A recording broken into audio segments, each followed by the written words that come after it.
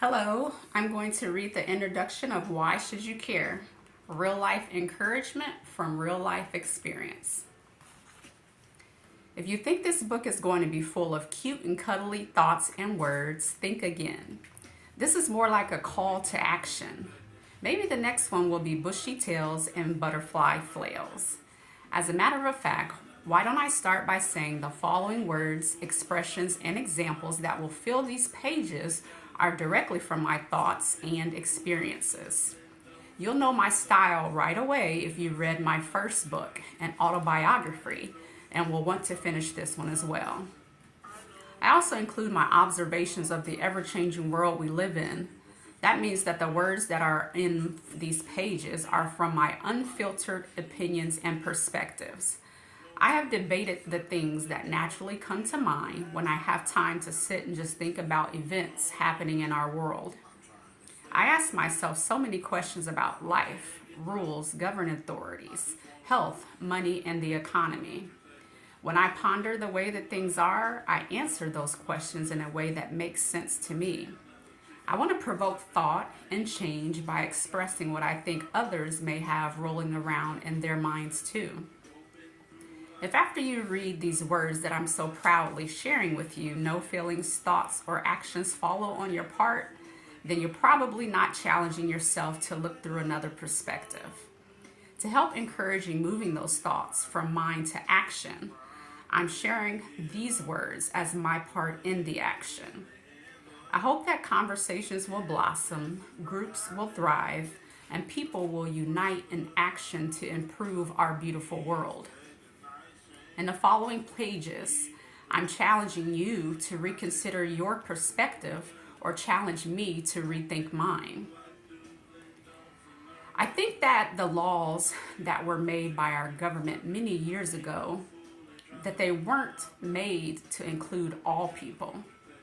The fact that our Constitution and Bill of Rights were formed in a time that some humans weren't even considered as humans, they were actually considered as property. If that stings a little, it should. Many years later, some laws still exist that don't include everyone.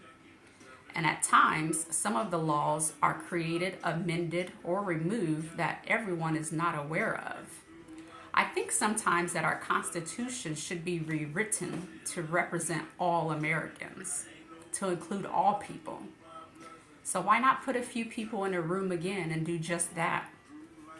What will it take for us as a nation to exercise our democratic right? I mean, everyone participate in national, regional, and local elections. I don't omit myself either. I don't always exercise my local voting rights, even though I know I should. I really hope that many will realize we cannot afford to see the major issues in our country that need changing and do nothing about it. I recently got an up-close glimpse on how my local election process is managed when I volunteered as a ballot judge in my community. There are so many changes happening in our world, both unfamiliar and uncomfortable. With all that is being spotlighted in our news and media, we sometimes forget the pain that we as humans experience through life, loss, grief, failure, and disappointment. Are all the mantras and motivation leading us to believe that one can just pull themselves out of hardship, depression, poverty, or other struggles by the power of positive thinking alone? Mental health in our country is a serious problem all around us, evident by anxiety, fear, depression, withdrawal, mass shootings, suicide, and other acts of violence and atrocities. How long will we ignore the cries for help, crippling people from receiving the aid they so desperately need? This leads me to believe that maybe some people don't care, or maybe people don't know what to do. You never know if listening to a person will lead you to a way of impacting a person's life. I hope that you will ponder some of my questions, thoughts, and realities. while I express how I deal with these and mentally, emotionally challenging topics. You may even relate to the way I put some of my experiences into words. Most importantly, I'm speaking my truth and believe that everyone should have a voice, no matter how big or small. Thus, I'm using mine in the best way I know how, with words.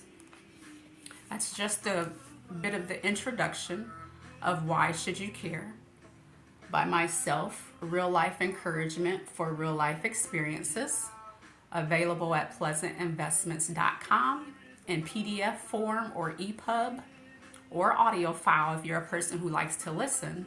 The hard copy or paperback issue is available on Amazon.com. I hope you will log on to one of those sites and support.